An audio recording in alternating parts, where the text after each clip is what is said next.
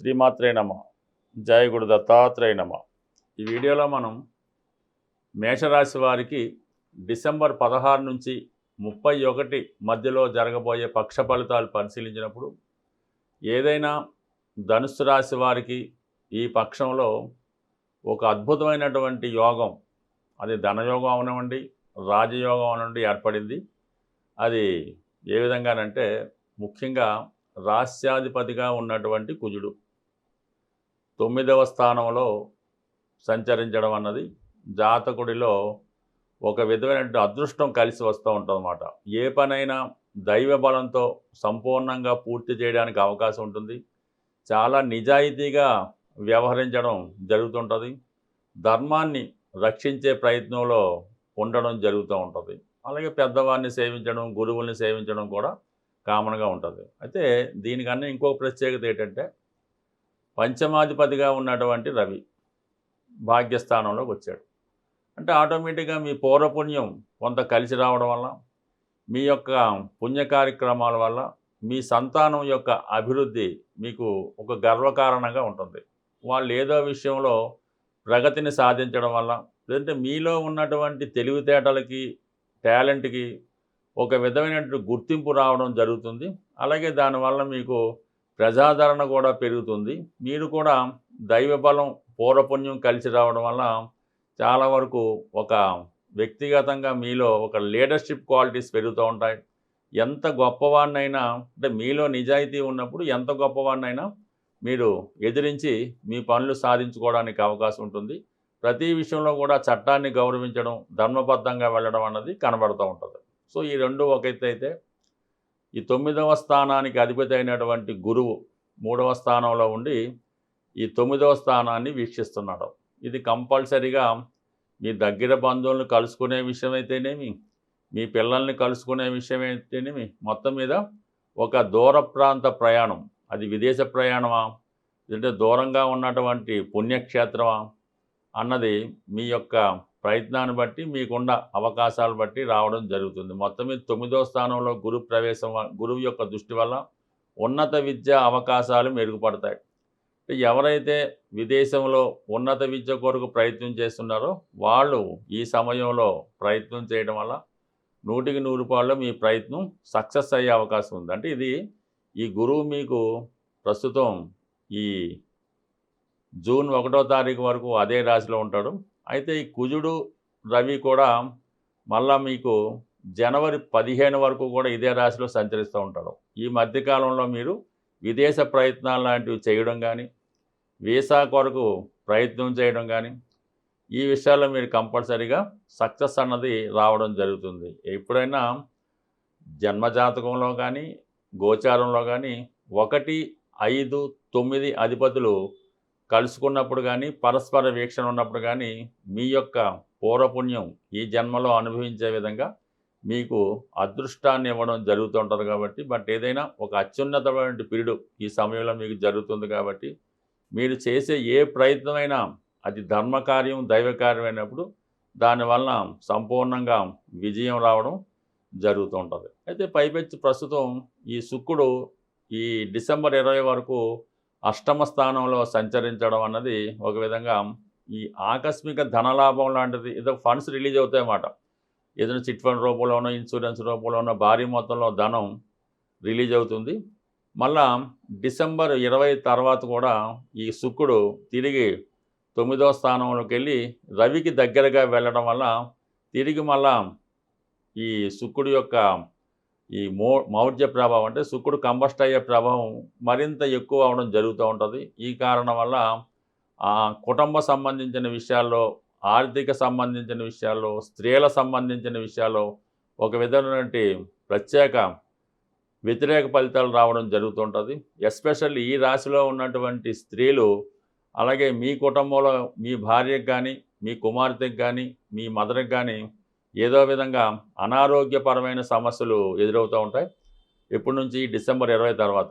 అయితే ఈ అనారోగ్య సమస్యల నుంచి బయటపడాలంటే మీరు ఎక్కువగా లక్ష్మీ అమ్మవారిని, అంటే శుక్రగ్రహాన్ని బలం పెంచుకోవాలనుకుంటే కనకదార స్తోత్ర పారాయణ, శ్రీ సూక్త పారాయణ చేసుకోవడం వల్ల, అలాగే చిన్నపిల్లలు అనేటువంటి 13, 12 సంవత్సరాల లోపు చిన్నపిల్లలకి ఏదైనా బహుమతుల రూపంలో ఇవ్వడం వల్ల ఈ శుక్రగ్రహ అనుగ్రహం మీకు లభించి అటు ఆర్థికపరమైన విషయాలు, స్త్రీలతో అనుకూలత, వివాహపరంగా ఉన్నటువంటి సమస్యలు మీకు అనుకూలంగా మారి చాలా వరకు సంతోషంగా, ఆనందంగా ఉండే అవకాశం ఉంటుంది.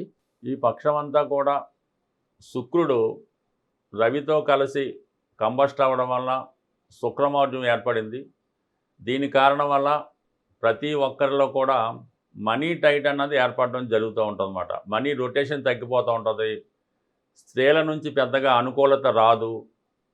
అది కుటుంబంలో స్త్రీలకు ఏదో హెల్త్ ప్రాబ్లమ్స్ ఇలాంటి ఇబ్బందులు వచ్చే అవకాశం ఉన్నది.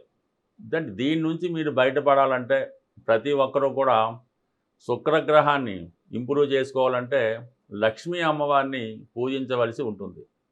అందుకని మీరు వీలైతే శుక్రవారం, మంగళవారం ఏదైనా లక్ష్మీ అమ్మవారి ఆలయంలో సందర్శించి ఒక తాజా అయినటువంటి ఫ్లవర్స్, గులాబీ పువ్వులు, ఒక 6 గులాబీ పువ్వులు అమ్మవారి ఆలయంలో సమర్పించడం మంచిది.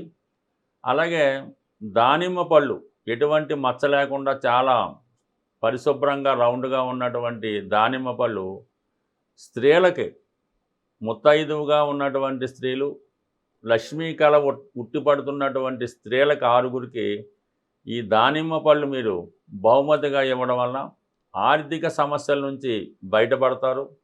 అలాగే వివాహపరంగా స్త్రీల నుంచి ఉన్న సమస్యలు కూడా మీకు సాల్వ్ అవడం జరుగుతూ ఉంటుంది.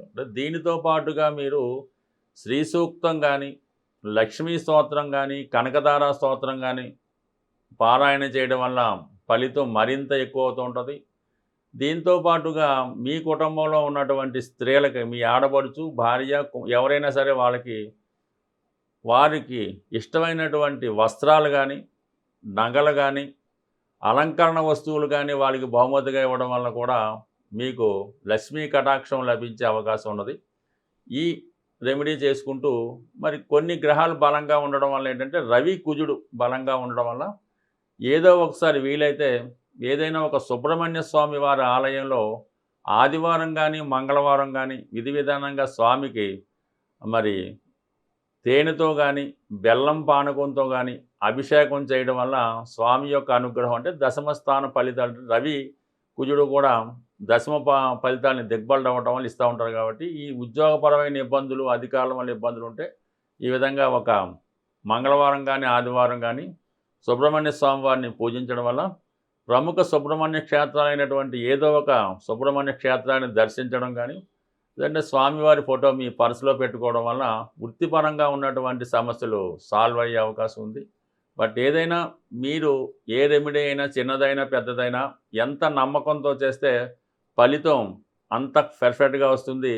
ఏదో చెప్పారు కదా అని జరుగుతుందా లేదని ట్రైల్ వేస్తే మాత్రం నిష్ఫలితంగా ఉండే అవకాశం ఉంది. అలాగే మనకి శుక్రగ్రహ అనుగ్రహం రావాలంటే జాతకుడు ఎప్పుడు కూడా పరిశుభ్రంగా ఉండవలసి ఉంటుందన్నమాట.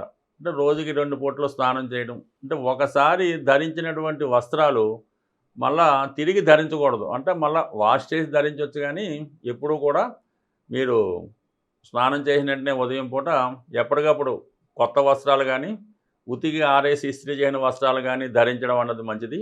ఎప్పుడు కూడా ఒకరోజు విడిచిపెట్టి మన్నాడు ధరించడం అన్నది చేయకుండా ఉండడం నెంబర్ 1. అలాగే ఏదో ఒక ఈ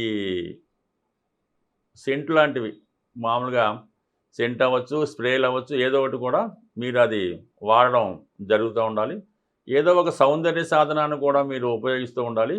ఎస్పెషల్లీ స్త్రీలకి ఈ ధనయోగం, లక్ష్మీ యోగం కలగాలంటే కంపల్సరిగా 2 చేతులకి కూడా మట్టి గాజులు ధరించవలసి ఉంటుంది. కనీసం ఒక చేతికి 6, ఒక చేతికి 6 అన్నా ధరించడం వలన వారు చేతితో ఇచ్చినందుకు కూడా లక్ష్మీప్రదంగా మారుతుంది.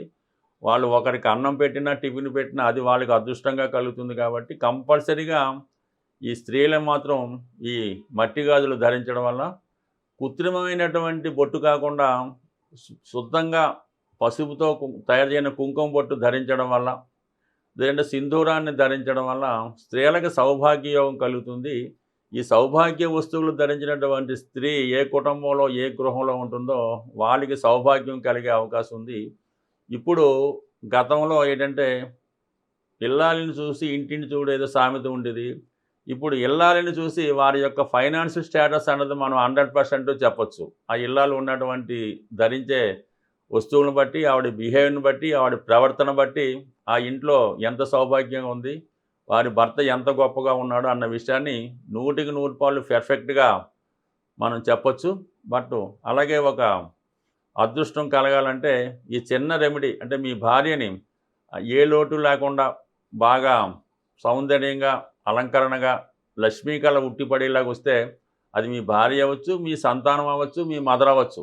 ఎవరినన్నా ఈ విధంగా మీరు మీ గృహంలో ఉన్నట్టు చూసుకుంటే కంపల్సరీగా ఆ గృహంలో లక్ష్మీ యోగం అన్నది 100% ఉంటుంది. ఎట్టి పరిస్థితుల్లో కూడా కుటుంబంలో అప్పుడే పుట్టినటువంటి చిన్న ఆడపిల్లను గానీ, పెద్దవాళ్ళైనటువంటి అమ్మమ్మలు గానీ, ఏ స్త్రీ అయితే మీ కుటుంబంలో దుఃఖంతో గానీ, కన్నీరు కారిస్తే మాత్రం ఆ కుటుంబానికి ఒక 40 రోజుల పాటు ఇబ్బందులన్నవి తప్పనిసరిగా ఉంటాయి. చాలామంది ఇంట్లో ఉన్నటువంటి ఆడపిల్లల్ని హింసించడం, కొట్టడం, ఇబ్బంది పెట్టడం చేస్తూ ఉంటారు.